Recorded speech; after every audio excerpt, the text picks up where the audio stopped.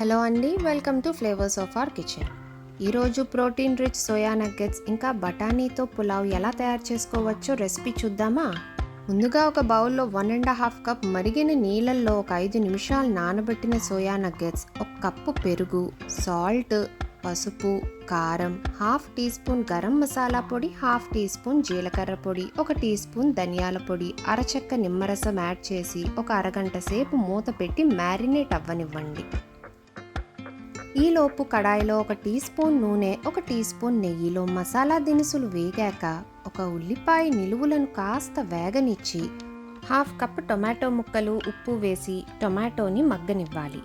టొమాటోలు మగ్గిన తర్వాత 2 పచ్చిమిర్చి చీలికలు, పావు టీ స్పూన్ ధనియాల పొడి, పావు టీ స్పూన్ జీలకర్ర పొడి, 1 టీ స్పూన్ అల్లం వెల్లుల్లి ముద్ద, పావు కప్పు పచ్చి బఠానీ వేసి అల్లం వెల్లుల్లి ముద్ద పచ్చివాసన పోయేదాకా వేపుకొని మనం మ్యారినేట్ చేసి పెట్టుకున్న సోయా నగ్గెట్స్ని వేసి 1 నిమిషం కుక్ అవ్వనివ్వండి. ఇప్పుడు ఇందులోకి 1 టీ స్పూన్ బిర్యానీ మసాలా పొడి, పుదీనాకులు, చిన్నగా తరిగిన కొత్తిమీర, బాయిలింగ్ వాటర్ 3 కప్పులు, ఫ్రైడ్ ఆనియన్స్ అండ్ 1.5 కప్పు అరగంట సేపు నానబెట్టిన బాస్మతి రైస్ అండ్ ఇంకా 1 టీ స్పూన్ నెయ్యి యాడ్ చేసి ఒక పావు గంట సేపు లో ఫ్లేమ్లో మూత పెట్టి ఉడకనిస్తే మన పులావ్ రెడీ.